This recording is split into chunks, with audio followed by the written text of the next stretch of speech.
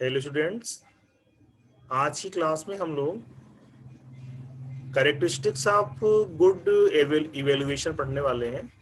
हमने previous classes में देखा था कि एक मूल्यांकन अब आ रही है। क्या यस सर। होता है और मूल्यांकन के टाइप्स क्या हैं, types of evaluation, concept, need, हमने सब कुछ पढ़ा था। लेकिन एज ए टीचर हमें ये पता होना चाहिए कि एक जो गुड इवेल्युएशन है वो कैसे होता है। अगर हम किसी का कोई इवेलुएट करें तो एक गुड इवेल्युएशन के लिए कौन कौन से पैरामीटर्स होने आवश्यक हैं, हम इस पे डिस्कस करने वाले हैं आज। और हमें आपको बताने वाले हैं कि जब हम किसी चीज का मूल्यांकन कर जब हम बेटा किसी चीज का इवेल्युएशन करते हैं तो हमें किन किन बातों पर ध्यान देना चाहिए और किन किन चीजों की सावधानियां बरतनी चाहिए। हम ये सारी बातें आज की क्लास में करने वाले हैं। ये आवश्यक क्यों है? क्योंकि टीचर दो ही काम करता है, या तो पढ़ाता है, या तो वो इवेल्युएशन करता है, या तो मूल्यांकन करता है। तो वो उसको दोनों चीजों में माहिर होना चाहिए। वो एक अच्छे ढंग से मूल्यांकन करने वाला भी होना चाहिए, इवेल्युएट करने की कैपेबिलिटी उसके अंदर होनी चाहिए, और उसे एक अच्छा टीचिंग करने वाला भी होना चाहिए। तो इस कड़ी में आज हम लोग देखेंगे कि एक अच्छे इवेल्युएशन की कौन कौन सी कैरेक्टरिस्टिक्स होती है, कौन कौन सी विशेषताएं होती हैं। ठीक है, तो देखो जो सबसे पहली कैरेक्टरिस्टिक्स है बेटा, आपकी स्क्रीन पे एक चार्ट दिख रहा है। तो अगर हम कहना चाहें तो हम कह सकते हैं the basic features or characteristics of a good evaluation process are follows. यानी अगर हम एक अच्छे मूल्यांकन के गुणों की या उसकी विशेषताओं की बात करें तो हम कह सकते हैं कि जब हम किसी चीज का मूल्यांकन करें या इवेल्युएशन करें तो उसमें कुल 6 बातें जरूर होनी चाहिए। ये 6 चीजें आपकी स्क्रीन पे दिख भी रही है। मैं एक बार रीड कर ले रहा हूँ, आप भी इसको रीड कर सकते हो या फिर केयरफुली लिसन करिए, सुनिए।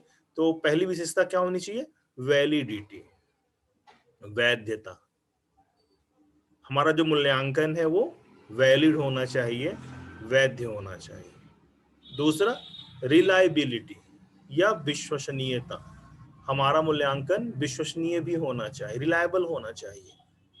प्रैक्टिकेबिलिटी या व्यवहारिकता, यानी जो इवैल्यूएशन हो वो व्यवहारिक होना चाहिए, अव्यवहारिक नहीं होना चाहिए, प्रैक्टिकल होना चाहिए। फोर्थ है फेयरनेस या निष्पक्षता। ठीक है, इवैल्यूएशन कभी भी बायस्ड नहीं होना चाहिए। ठीक है, कभी इसमें पक्षपात नहीं होना चाहिए।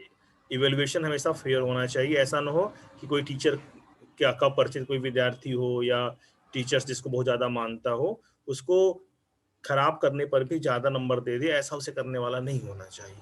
यूजफुलनेस, उपयोगिता, यानी मूल्यांकन आपका उपयोगी भी हो जिससे हम आगे के काम कर सके। और मूल्यांकन का उपयोग क्या है? मूल्यांकन का उपयोग मैंने आपको इवैल्यूएशन वाले पार्ट में बताया था। मैंने बताया था कि किसी भी इवैल्यूएशन का यूज क्या है, ये चेक करने में कि टीचिंग किस हद तक सक्सेस हुई है, यानी कि सक्सेस रेट। अगर हमें टीचिंग का कैलकुलेट करना है तो हमें इवैल्यूएशन करना पड़ता है। अगर बच्चों का परफॉर्मेंस अचीवमेंट देखना है हमें, तब भी हमें इवैल्यूएशन करना पड़ता है। हमें ये देखना है कि हमारी टीचिंग का प्रोसेस सही था कि नहीं था, तब भी हमें इवैल्यूएशन करना पड़ता है। हमने जो ऑब्जेक्टिव फार्मुलेट किया था वो प्रैक्टिकल था कि नहीं, इसको भी चेक करने के लिए हमें इवैल्यूएशन करना पड़ता है कि इसकी उपयोगिता है। तो इवैल्यूएशन ऐसा हो जो इन सारे जो एरियाज हैं उन एरियाज के लिए वो बेनिफिशियल हो, यूजफुल हो, हम इसका ध्यान देना पड़ेगा। ठीक है, जो 6 इसका कंपोनेंट है बेटा वो है इंटरप्रिटेशन ऑफ रिजल्ट, यानी परिणामों की व्याख्या करने वाला हो। यानी जो इवेल्युएशन हो उसके आधार पर हम बच्चों को फीडबैक दे सकें, उनकी काउंसलिंग कर सकें, उनको गाइड कर सकें, उनके फ्यूचर के बारे में हम कुछ उनको समझा सकें, बता सकें, उनकी भविष्यवाणियां कर सकें। यानी कहने का मतलब क्या है, हम जो परिणाम हमको मिलता है उस परिणाम के अगेंस्ट या उस रिजल्ट के अगेंस्ट हम बच्चों को फीडबैक दे सकें, यानी हमें बता सकें कि आप कितने पानी में हो, या आपको कितना आता है, या आपको कितना नहीं आता है। उसको हम इंटरप्रेट करने की कैपेबिलिटी अगर है तो माना जाता है कि इवैल्यूएशन हमारा सही है। यानी एक अच्छे इवेल्युएशन में क्या क्या चीजें होनी चाहिए? इवेल्युएशन वैलिड होना चाहिए, इवेल्युएशन रिलायबल होना चाहिए, इवेल्युएशन प्रैक्टिकल होना चाहिए, इवेल्युएशन फेयर होना चाहिए, इवेल्युएशन यूजफुल होना चाहिए, और इवेल्युएशन डिस्क्रिप्टिव होना चाहिए, या वो या हम उसको एक्सप्लेनेबल होना चाहिए या इंटरप्रेटेबल होना चाहिए। इस तरह से हम इवेल्युएशन की कैरेक्टरिस्टिक्स को समझ सकते हैं। अब देखो इसमें कई नए वर्ड आए जिनको आपने या तो कभी सुना ही नहीं होगा, और सुना भी होगा तो समझा नहीं होगा। जैसे इसमें दो वर्ड बड़े इंपॉर्टेंट हैं, वैलिडिटी एंड रिलायबिलिटी। ठीक है, तो हम क्या करेंगे, अब इस एक ही कैरेक्टरिस्टिक्स को हम अच्छे से समझने का प्रयास करेंगे, और हम देखने का प्रयास करेंगे, हम कोशिश करेंगे कि हम इन सारी चीजों का एक्चुअल कॉन्सेप्ट अपने मन में बना सकें। ठीक है, तो हम बात सबसे पहले करने वाले हैं बेटा वैलिडिटी की। तो वैलिडिटी है क्या? आपने कई बार सुना होगा कि आप आपस में बात भी करते होंगे कि मेरे मोबाइल की वैलिडिटी खत्म होने वाली है ना, यानी मेरा मोबाइल इनवैलिड होने वाला है। इनवैलिड का मतलब, अब मेरा मोबाइल इनवैलिड होने का मतलब ये हो गया, वैलिडिटी खत्म होने का मतलब हो गया, अब हमारे मोबाइल से वो सब कुछ भी नहीं हो सकता जो मोबाइल करता है। जैसे न तो हम बात कर सकते हैं मोबाइल से, न तो हम व्हाट्सएप चला सकते हैं, न तो हम इंटरनेट का यूज कर सकते हैं। अगर मोबाइल हमारा इनवैलिड हो जाए तो हम क्या करते हैं, फिर हम रिचार्ज करा देते हैं, तो हमारी मोबाइल की वैलिडिटी बढ़ जाती है, यानी हमारा मोबाइल फिर से वैध हो जाता है। तो बेटा वैधता का मतलब क्या हुआ? वैधता का मतलब हुआ कि जिस काम के लिए हमने मोबाइल खरीदा, अगर मोबाइल वो काम करना बंद कर दे तो मोबाइल को हम क्या बोलेंगे? कहेंगे कि मोबाइल की वैलिडिटी खत्म हो गई है, मोबाइल से ना तो बात कर पा रहे हैं, ना तो इंटरनेट चला पा रहे हैं। तो वैसे ही वैलिड टेस्ट का मतलब ये हुआ कि जिन उद्देश्यों के लिए, जिन ऑब्जेक्टिव्स के लिए हमने टेस्ट बनाया है, अगर वो उसका मूल्यांकन करता है तो हम कहेंगे कि मूल्यांकन वैलिड है ना। हमने मोबाइल क्यों खरीदा? हमने मोबाइल खरीदा कि हम बात करेंगे, इंटरनेट पे चैट करेंगे, व्हाट्सएप चलाएंगे, वीडियो कॉलिंग करेंगे, और मोबाइल रिचार्ज खत्म होने के कारण अगर ये सारा काम करने से नहीं कर पा रहा है, इसका मतलब वैलिडिटी मोबाइल की फिनिश हो गई। वैसे ही हम बेटा समझ सकते हैं कि वो परीक्षण या वो टेस्ट या वो इवेल्युएशन जो जिस चीज के लिए बना है उसका मापन नहीं कर पा रहा। ठीक है, तो हम कहेंगे कि ये इवेल्युएशन वैलिड नहीं है। जैसे कुछ एग्जांपल अगर हम और लें आपको, जैसे मान लो आप एक क्लास में, मुझे सबका वेट मेजर करना है, सबका वेट हमको लेना है, और हम क्या करें, हम एक मीटर स्केल लेके आ जाए, ठीक है, और हम सबको नापना शुरू कर लें, और हम कहें कि हम आज आपको नाप के, आपका मेजरमेंट लेके हम बताएंगे कि आप कितने वजनी हो। तो क्या ये बात हजम होगी? नहीं हजम होगी। ठीक है, कोई अच्छी सी डिश मार्केट से ले आए और हमसे कहे कि इसको देखो और बताओ कि ये टेस्टी है कि नहीं, तो क्या हम बता पाएंगे कि ये टेस्टी है कि नहीं?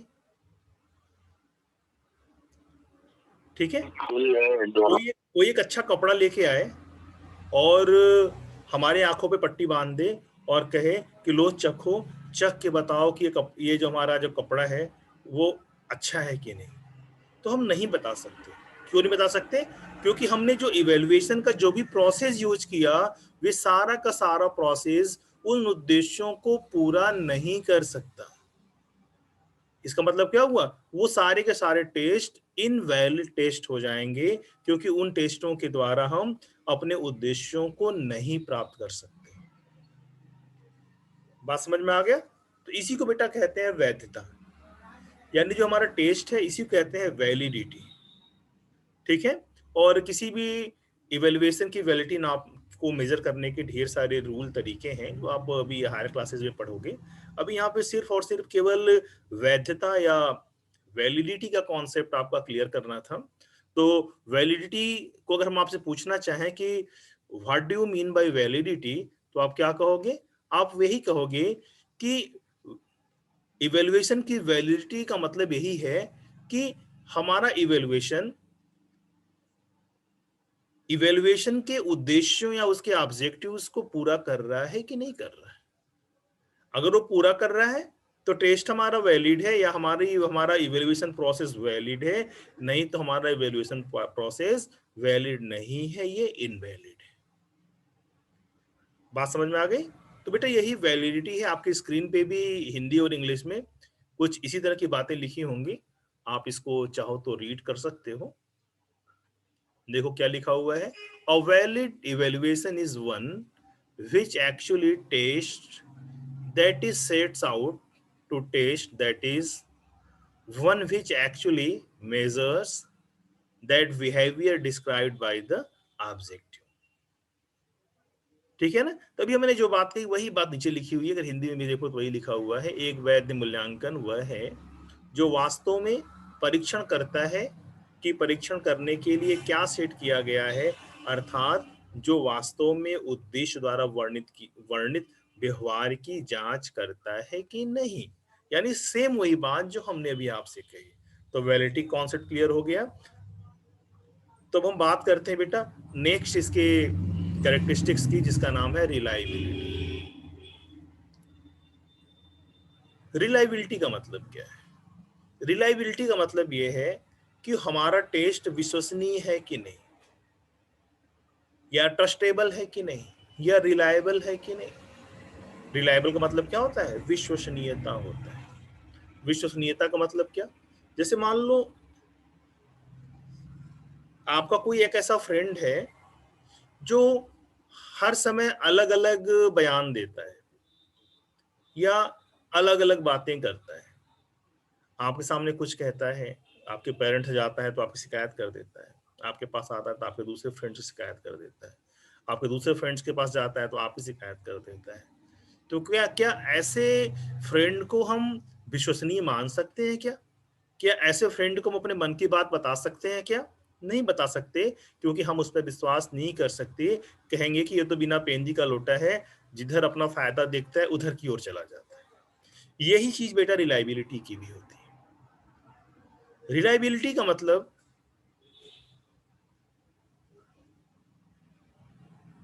उस बात से होती है कि हम किसी भी कंडीशन में हम कोई टेस्ट करें और हर बार एक जैसा ही रिजल्ट आए तो हम मानेंगे कि ये टेस्ट हमारा रिलायबल है।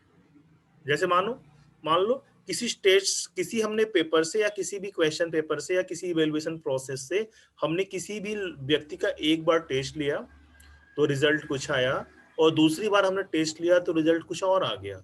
इसका मतलब क्या हो गया? इसका मतलब हो गया कि हमारा जो टेस्ट मेथड है, जो हमारा इवेल्युएशन का प्रोसेस है, वो प्रोसेस रिलायबल नहीं है।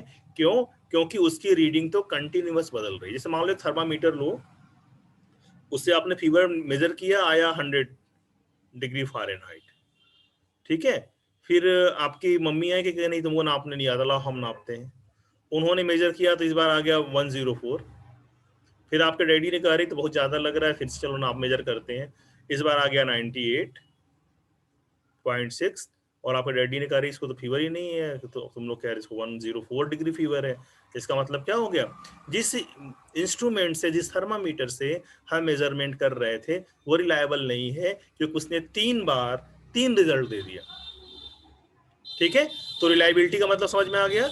रिलायबिलिटी का मतलब है कि ऐसा इवेल्युएशन प्रोसेस जो हर कंडीशन में, हर स्थिति परिस्थिति में एक जैसा रिजल्ट दे या एक जैसा परिणाम देता है, उस टेस्ट को हम रिलायबल टेस्ट कहते हैं, या उस इवेल्युएशन प्रोसेस को हम रिलायबल कहते हैं, रिलायबल प्रोसेस कहते हैं, या उस पूरे सिस्टम को हम कह सकते हैं कि हमारा इवेल्युएशन रिलायबिलिटी का जो रूल है उसको वो फॉलो करता है।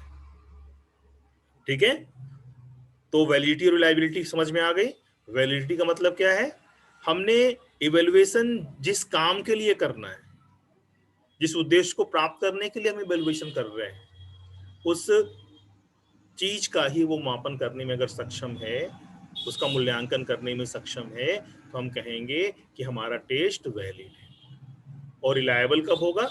जब हर स्थिति परिस्थिति में बार बार अभी अगर हम टेस्ट करें तो अगर रिजल्ट सेम आता है तो हम कहेंगे कि ये मूल्यांकन का जो प्रोसेस है वो प्रोसेस रिलायबल है।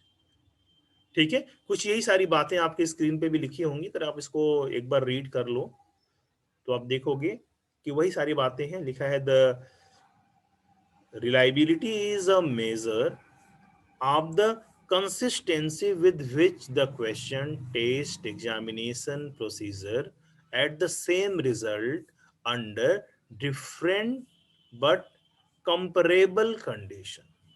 बड़ी अच्छी डिफिनीशन है बेटा ये रिलायबिलिटी की। विश्वसनीयता क्या है? विश्वसनीयता उस स्थिरता का एक माप है जिसके साथ प्रश्न, परीक्षण या परीक्षा की के अलग अलग लेकिन तुलनीय स्थितियों में एक ही तरह का परिणाम प्राप्त होता है ना।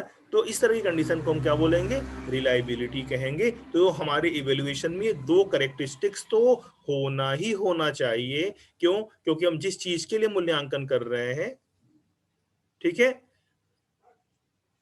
उसका उसके बारे में भी एकदम एग्जैक्ट इंफॉर्मेशन मिलनी चाहिए, और हम जिस चीज का मूल्यांकन कर रहे हैं उसके रिजल्ट में भी वेरिएशन नहीं होना चाहिए। हमारे इवेल्युएशन का प्रोसेस इस तरह का होना चाहिए। ये दो बहुत ही इंपॉर्टेंट कैरेक्टरिस्टिक्स है ये हमारे इवेल्युएशन प्रोसेस में या इवेल्युएशन टूल्स में या इवेल्युएशन के तरीके में ये जरूर होना चाहिए।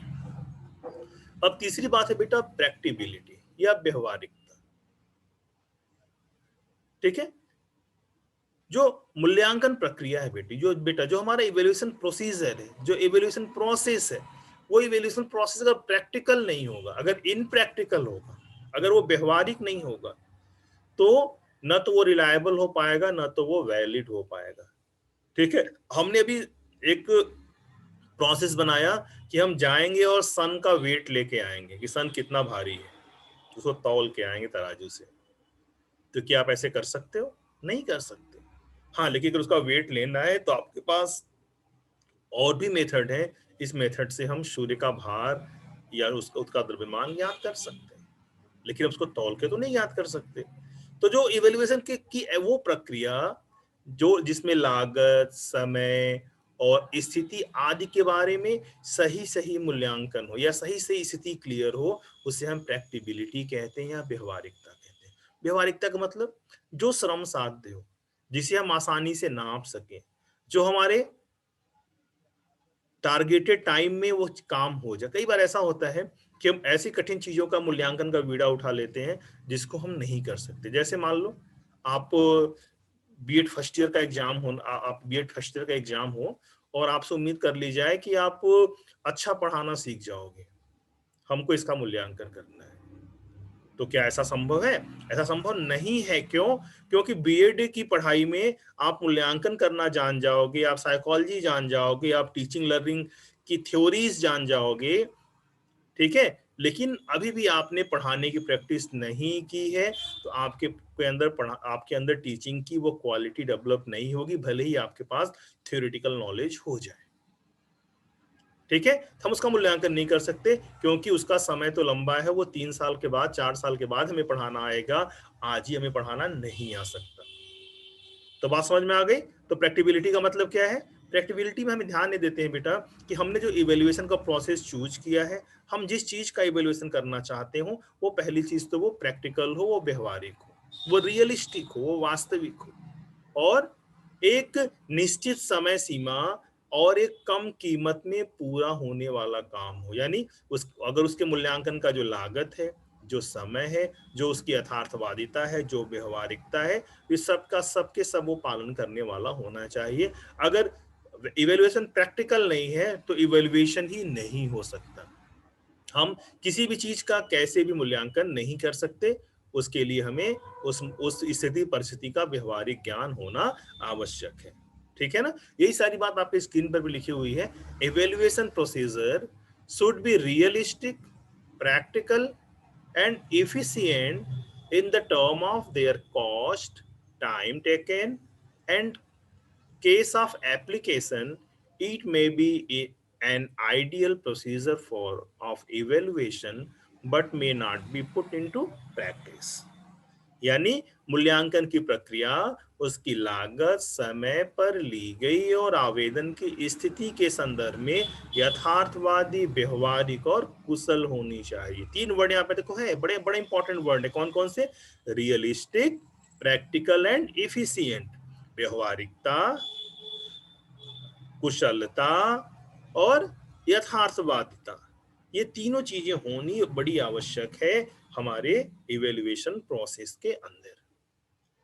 ये तो बेटा थर्ड पार्ट हुआ। अब हम बात करते हैं फोर्थ पार्ट का, फेयरनेस का। फेयरनेस ये बड़ा ही इंपॉर्टेंट पार्ट है। आपको अक्सर प्रॉब्लम भी होती है टीचर से। कई बार जब नंबर कम आ जाता है हमारा, तो हम कहते हैं कि उस टीचर से तो हमारी बनती नहीं थी, इसलिए उन्होंने जानबूझकर हमारा नंबर कम कर दिया। या हमारे इस फ्रेंड को या क्लास के इस बच्चे को तो कुछ भी नहीं आता था, बस ये टीचर की चमचागिरी करता था, टीचर के साथ साथ घूमता था, और टीचर ने क्या किया, इसको बहुत ही ज्यादा नंबर दे दिया, है ना। तो इस तरह की बातें कई बार हमारे मन में आ जाती हैं और हमें अपने आसपास होते हुए दिखाई भी देती हैं, और हमारे मन में बार बार आता है कि जरूर कुछ गड़बड़ी हुई है, हमने तो पेपर बड़ा अच्छा किया था, हमारे नंबर तो इससे ज्यादा आने चाहिए थे, मेरे नंबर इनसे कम आ गए, इसका मतलब टीचर ने मेरे साथ गलत किया है, मुझे कम नंबर दिया है। यही बेटा पक्षपात है, यही वायसनेस है। ठीक है। तो अगर इवेल्युएशन बायस्ड हो जाए या पक्षपात उसमें हो जाए, तो इवेल्युएशन की सारी जो कंडीशन अभी हमने पढ़ी है, फर्स्ट सेकेंड थर्ड कैरेक्टरिस्टिक्स पढ़ी है, वे सब अपने आप खत्म हो जाएगी, है ना। अगर हमने देखा कि आप 5 नंबर के योग्य हो और हमने आपको 10 नंबर दे दिया, या आप 50 नंबर के योग्य थे, 50 मार्क्स आप पाने वाले थे और हमने आपको जानबूझकर फेल कर दिया, या आपको हमने 30-20 मार्क्स दे दिए, तो इसे कहेंगे वायसनेस। तो जो हमारा इवेल्युएशन हो है बेटा, वो बड़ा ही फेयर होना चाहिए। ठीक है। फेयर होने का मतलब क्या है, हमारा चाहे कोई दुश्मन हो, चाहे हमारा कोई दोस्त हो, चाहे वो बच्चा जो क्लास में बड़ा ही शरारती रहा हो, हमसे बदतमीजी किया हो, या कोई बच्चा जो हमारा प्रतिदिन पैर छूता हो, इन दोनों बच्चों के साथ इवेल्युएशन करते समय हमें सम व्यवहार करना चाहिए, समानता का व्यवहार करना चाहिए। तो हमारे इवेल्युएशन प्रोसेस का ये भी एक कंडीशन है कि हमारा जो इवेल्युएशन है वो फेयर होना चाहिए। ठीक है ना। यही बात आपकी स्क्रीन पे भी शो हो रही है। Evaluation must be fair to all student. This can be possible by accurate reflecting of range of expected behaviors as desired by the course objectives. To keep fairness in evaluation, it is also desired that students should know exactly how they are being evaluated. This means that students should be provided information about evaluation, such as nature of the materials on which they are to be examined, that from the and structure of the examination, length of examination, and the value of each component of the course. है ना। मूल्यांकन सभी छात्रों के लिए उचित होना चाहिए, यानी एक जैसा होना चाहिए। यह पाठ्यक्रम के उद्देश्यों द्वारा वांछित व्यवहारों की श्रेणी को सटीक रूप से प्रतिबिंबित करने में सक्षम होना चाहिए। मूल्यांकन में निष्पक्षता रखने के लिए यह भी वांछित है कि छात्रों को यह पता होना चाहिए कि उनका मूल्यांकन कैसे किया जाना है, या यह कि छात्रों को मूल्यांकन के बारे में पहले से जानकारी होनी चाहिए, यानी सब कुछ ओपन होना चाहिए, कुछ भी हिडन नहीं होना चाहिए। जब पूरा का पूरा प्रोसेस ओपन होगा तो अपने आप फेयरनेस रहेगी, हर काम फेयर होगा, कोई बायसनेस नहीं आ पाएगी। ठीक है ना। तो ये बेटा ये फेयरनेस की बात हुई। अब हम बात करते हैं यूजफुलनेस की। यूजफुलनेस का मतलब क्या होगा? देखो मैंने बताया था कि इवेल्युएशन का जो मेजर पार्ट है, जो मूल्यांकन हम क्यों करते हैं, मूल्यांकन हम इसलिए करते हैं कि हम विद्यार्थियों की कमियों को उजागर कर सकें, हम ये देख सकें कि विद्यार्थी की स्ट्रेंथ क्या है, उसकी वीकनेस क्या है ना। यानी हम उसके स्ट्रेंथ और वीकनेस को एनालाइज कर सके और हम जान सकें कि उसे कहाँ सपोर्ट की जरूरत है या उसे कहाँ पे हमें सुझाव देना चाहिए।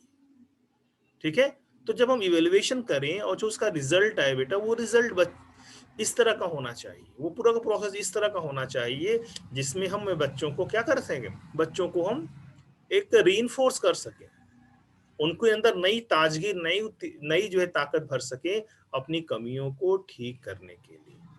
तो यही बेटा यूजफुलनेस है यार, जो हमारा इवैल्यूएशन प्रोसेस है, उस इवैल्यूएशन प्रोसेस में ये भी चीजें होनी चाहिए कि हम बच्चों को कैसे हम सजेस्ट करेंगे, कैसे उनकी काउंसलिंग करेंगे।